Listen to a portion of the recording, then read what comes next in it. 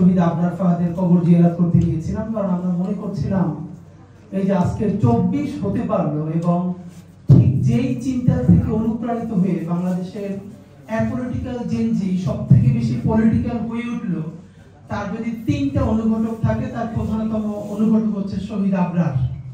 এবং সুতরাং এই 24 পরবর্তী নতুন বাংলাদেশে আমরা যদি জাতিগতভাবে কয়েকটা ফিগারকে সেলিব্রেট করি আধিপত্যবাদের বিরুদ্ধে, আগ্রাসনের বিরুদ্ধে, আমাদেরকে বারবার শহীদ আবরারের কাছে যেতে হবে।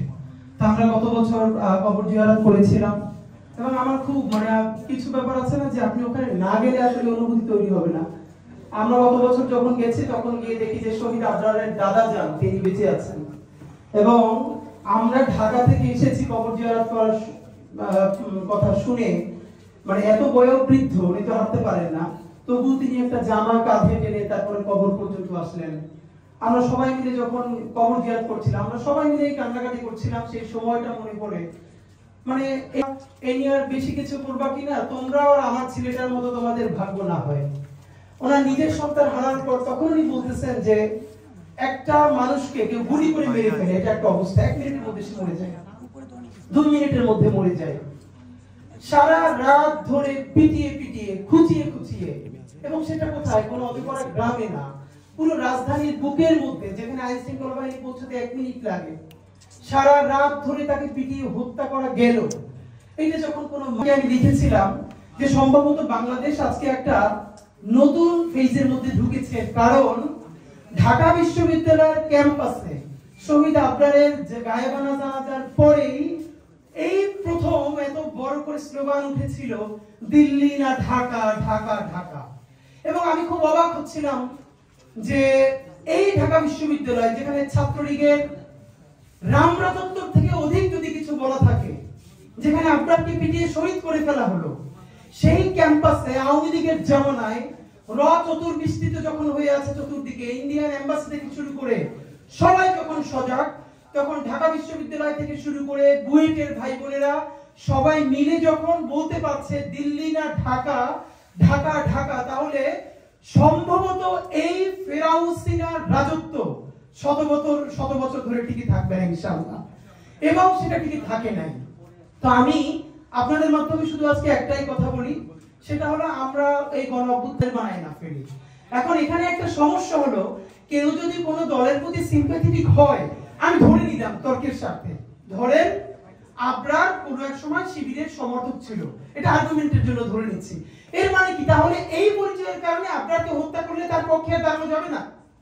তাহলে একই কথা আসবে যে ছাত্র দলের যদি কেউ মরে যায় তাহলে তার পক্ষে দাঁড়ানো যাবে না? অধিকার পরিষদের কেউ যদি, এর মানে হলো ইনসাফ। এই ধারণাটা আমাদের সমাজে এখন পর্যন্ত আমরা পরিষ্কার করতে পারি না। আমরা বারবার বলেছি আমাদের শত্রুর সাথে আমরা ইনসাফ চাই। যে ছাত্রলীগ সরাসরি গণহত্যা করে নাই, গুম করে নাই, হত্যা করে নাই, ধর্ষণ করে নাই, তার বিরুদ্ধে মিথ্যা মামলা দেওয়া যাবে না, এটা আমরা হাজারবার বলেছি। আমরা ইনসাফ চাই, আমরা ইনসাফ, জুলুমের বিপরীতে আরেকটা জুলুম চাই না। সুতরাং এইখানে বরং আজকে যেটা ভালো হতো, এই ডাকসুর জন্য এটা অত্যন্ত সম্মানজনক যে তারা এই প্রোগ্রামটা আয়োজন করেছে। আমি বরং দেখতে চাই ছাত্রদল এর থেকেও বড় একটা প্রোগ্রাম আমাদের শহীদ আবরার ফায়াজকে নিয়ে করুন, আবরারকে নিয়ে করুন। এরপরে আমাদের এনসিপির ভাইয়েরা, বাংলাদেশপন্থী যতগুলো রাজনৈতিক দল আছে, রাজনৈতিক শক্তি আছে, তারা সবাই মিলে বড় বড় প্রোগ্রাম করুন। আমাদের আবরারের এই চেতনা, এটা শুধু ঢাকা বিশ্ববিদ্যালয়ের বুয়েটের মধ্যে তো রাখলে চলবে না, এটাকে আমাদের বাংলাদেশের প্রত্যেকটা প্রাইমারি স্কুল পর্যন্ত পৌঁছে দিতে হবে। এবং আমাদের আবরার কি বলেছিল, ভারতীয় আধিপত্যবাদ।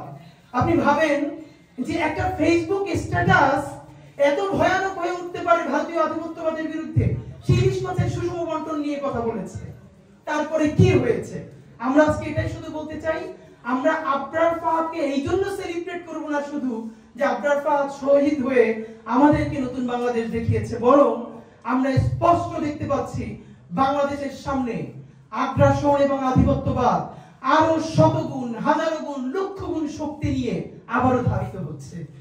এই স্বাধীন সীমান্তে আবার যদি আগ্রাসন নেমে আসে, আবার যদি আধিপত্যবাদ নেমে আসে, তাহলে আমাদেরকে প্রস্তুতি নিতে হবে আবারও কোটি কোটি আবরার, শুধু বুয়েট নয়, বাংলাদেশের প্রত্যেকটা শিক্ষা প্রতিষ্ঠানে নেমে আসতে হবে। আমাদের পরবর্তী প্রস্তুতি স্বাধীন সীমান্ত তৈরি করা, সার্বভৌম বাংলাদেশ প্রতিষ্ঠা করা, আর সেই স্বাধীন সার্বভৌম বাংলাদেশ প্রতিষ্ঠার জন্য আমাদের লক্ষ কোটি আবরার লাগবে। এই আবরাররা শুধু কোনো দলের হবে না, সারা বাংলাদেশের হবে। মাহমুদ ভাইকে আমি বিশেষ করে ধন্যবাদ জানাই। উনি বাংলাদেশে ফেরত এসে 5 দিন জেলে ছিলেন, এরপরে 7 দফা দিয়েছিলেন জাতীয় প্রেস ক্লাবে। এর মধ্যে একটা ছিল বঙ্গবন্ধু এভিনিউকে শহীদ আবরার ফাহাদ এভিনিউ ঘোষণা করতে হবে। আমি সরকারকে অত্যন্ত একটা জায়গায় আমি তাদেরকে অভিনন্দন জানাচ্ছি এবং তারা এটাকে অ্যাকনলেজ করেছেন এবং রাষ্ট্রীয়ভাবে বঙ্গবন্ধু এভিনিউয়ের বর্তমান নাম শহীদ আবরার ফাহাদ এভিনিউ।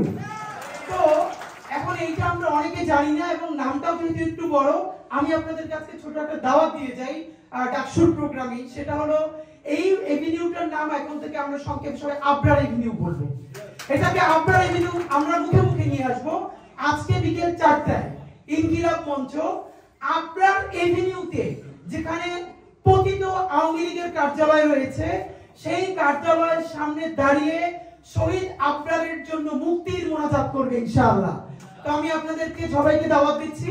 আমরা আজকে আবরার এভিনিউতেই গেলাম, কারণ এই নামটা সবাই এখন পর্যন্ত জানতে পারছে না।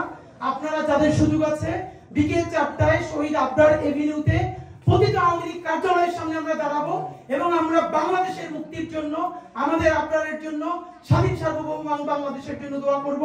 সবাই আসবেন এবং ডাকসুকে বিশেষ করে সাদিককে থেকে শুরু করে সবাইকে অনেক শুকরিয়া আধিপত্যবাদ বিরোধী বাংলাদেশের এই সূচনায় অংশীদার হওয়ার জন্য।